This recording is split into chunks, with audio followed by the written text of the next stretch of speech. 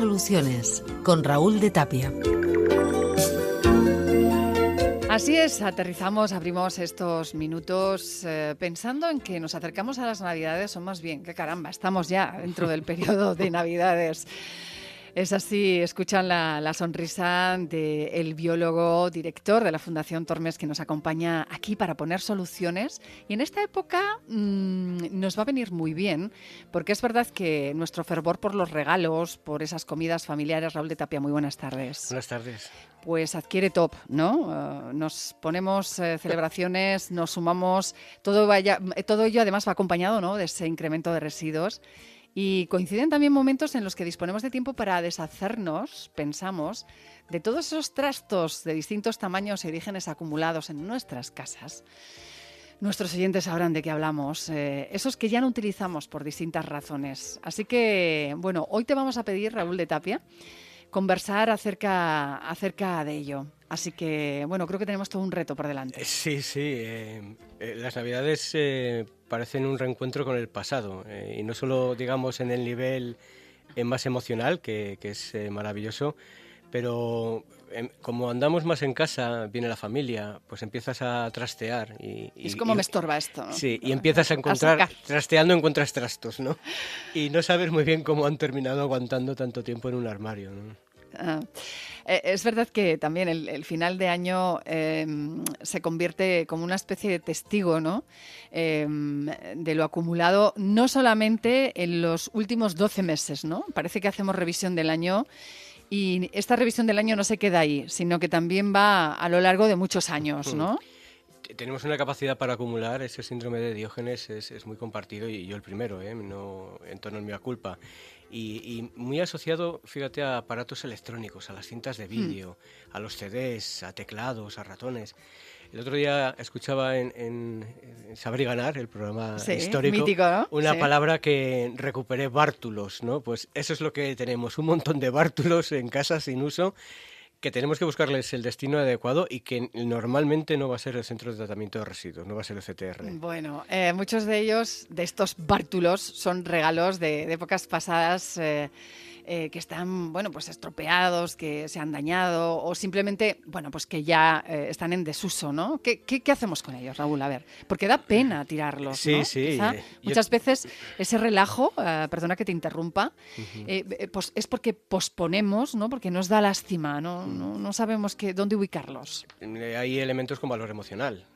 Yo guardo mi primer ordenador portátil de becario de investigación y lo tengo ahí para que cuando sea muy mayor sea una antigüedad. O sea que guardamos cosas con distintos fines. Pero bueno, sí, a los que no utilizamos y queramos deshacernos de ellos hay que darles, como comentaba, un destino. Que si todavía tienen uso, es decir, que no están estropeados, quizás haya que buscarles ese destino en una tienda de segunda mano, en una tienda vintage o en aquellos locales con destinos solidarios que van a hacer buen uso de ellos. Pero los que ya no van a tener vida, sí hay que saber muy bien dónde depositarlos. Pues dada esa diversidad de cosas que estamos trayendo y confluimos en ello, en este sentido amplio que guardamos, debemos hacer quizá un esfuerzo, ¿no?, para deshacernos de una forma más adecuada, porque ahora es verdad que no van a la nada, sino que de alguna forma esto es ese paso a la economía circular que significan los puntos limpios, ¿no? Sí, tenemos distintos tipos de puntos limpios en la ciudad y hay uno del que se habla muy poco, que son estos puntos limpios de proximidad, los mini puntos limpios, que también se conocen como MAPIs. Los MAPIs. Uh-huh. Fíjate que recogen elementos que no son habituales, que sepamos dónde dejar.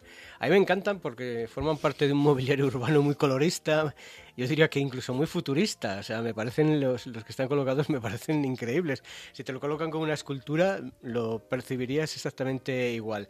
Y sobre estos MUPIs creo que tenemos que charlar un poquito. Venga, para que los vecinos tengan estas soluciones a su alcalde, en este caso nuestros oyentes, concebidos como con ese perfil de vecinos, vamos a poner ejemplos concretos. ¿Te parece, Raúl? Por ejemplo, algo tan habitual como hablabas antes de conservar tu ordenador primero como becario, que algún día será una antigüedad y que adquirirá mucho valor para ti, al menos lo tiene emocionalmente. Bueno, pues los materiales informáticos, ¿qué se recoge en relación a los ordenadores en estos MAPIs y qué es lo que no, que es muy importante? Sí, lo que no se admiten son ordenadores enteros, es decir, la pantalla del ordenador no se recoge. Tienes que ir o bien a una tienda donde tú lo adquieres y devolverlo cuando adquieres uno nuevo, o bien a un punto limpio habitual. En estos puntos limpios pequeños no admiten tampoco las CPUs, el cerebro del ordenador. Claro. ¿Qué es lo que sí admiten? Los ratones, que además es una herramienta que se cambia con relativa frecuencia y yo creo que por casa siempre hay ratones, en este caso tecnológicos, que andan por allí perdidos y hay que encontrarlos, ¿no? Los propios teclados también se pueden depositar, ¿bien? Y todo ello va en una misma ventana con un rótulo que pone electrodomésticos y además electrodomésticos de pequeño porte, ¿vale? Por un ratón. Y está representado sí. en este caso por un ratón. Sí. Incluso una ampliación. También se recogen los tóners de impresora, pero van a una ranura distinta. En el mismo mueble van en una ranura distinta. Digamos que como en un subapartado de los Sí, diferentes apartados que tiene, ¿no? Para su depósito. Está muy bien explicado este punto limpio. Sí, y dentro de este mundo informático seguro que también en nuestras casas se esconden pues CDs. Ya son una anticuaya. DVDs totalmente sin uso. ¿Pueden ir estos también a los puntos de recogida?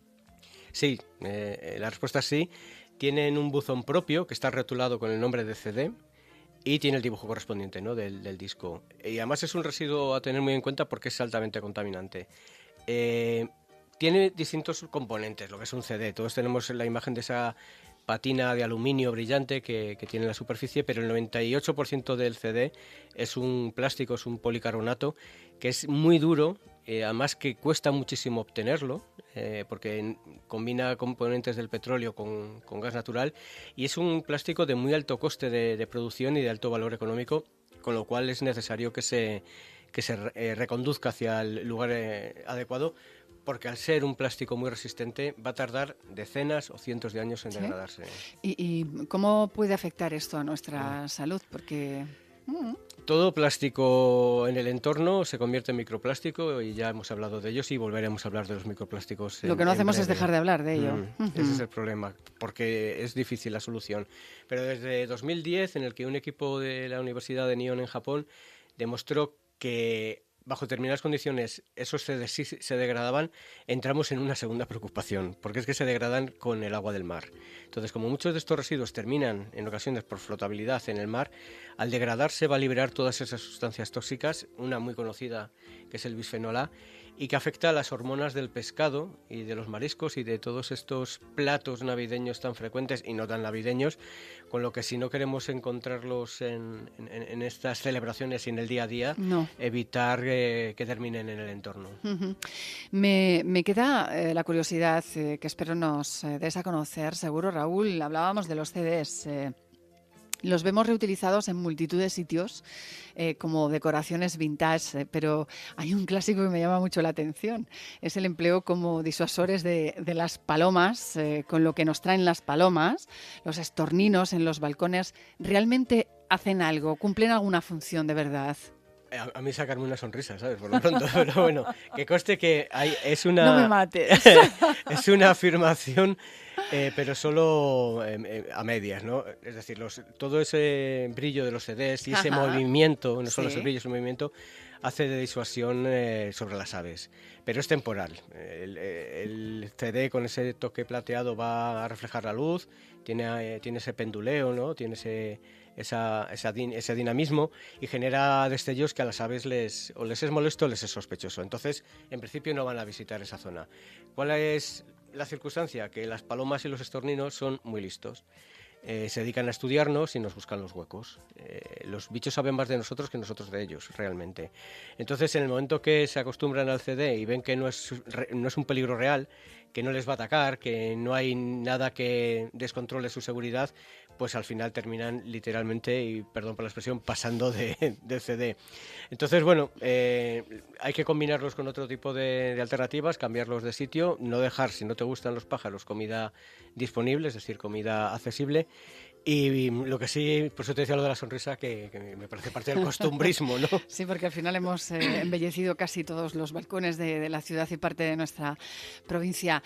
Danos más ejemplos, alguno que no sea habitual en lo que es relacionado, lo que está relacionado con las campañas de concienciación. Pues ¿te acuerdas de los sprays y del agujero Sí. de la capa de ozono Sí, y sí, de los sí. CFCs? ¿Cómo no? Pues en aquellos años 80, que hablábamos constantemente del agujero de la capa de ozono, conseguimos que se eliminaran esos CFCs de los sprays que se utilizaban como propelente, es decir, era el gas que permitía que el interior del spray saliera al exterior.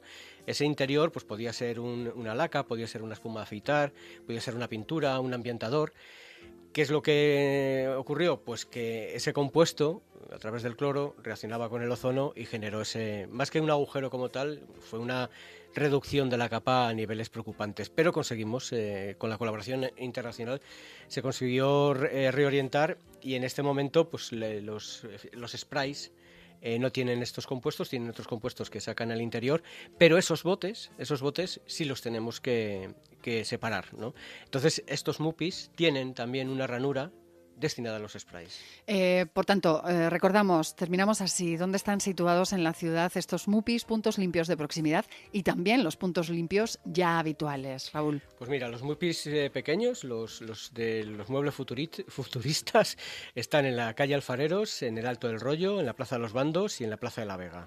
Y es importante porque se recogen más de 50.000 unidades de residuos cada año. Y los puntos limpios habituales, que te tratan además de una manera muy amable y te aconsejan y te dicen dónde va cada residuo, están en la Aldehuela, en Capuchinos, Chinchibarra y el Zurguén. Y recogen ni más ni menos que cerca de 3.000 toneladas de residuos al año. Pues ahí está nuestra colaboración con todos los puntos limpios en favor de un bien para todos común. Así que estas Navidades podemos pensar no solo en los regalos y celebraciones, sino también en todo ello, que todo ello sea lo más respetuoso posible con nuestra naturaleza y también con el ser humano, con nosotros mismos. Muchas gracias. Pues sí, Raúl, esperando que sean sean unas Navidades felices, sensatas, y siempre gracias a los vecinos y a las vecinas por atender estos mensajes positivos del CTR, de FCC Medio Ambiente y de GIRSA. Pues nos volvemos a encontrar siempre con más soluciones. Esto es bien bonito, encontrarnos con soluciones de la mano de Raúl de Tapia, biólogo y director del centro, y del centro que aglutina a la Fundación, parte de esos proyectos como es Almenara, de la Fundación Tormes en Salamanca. Muchísimas gracias. Gracias.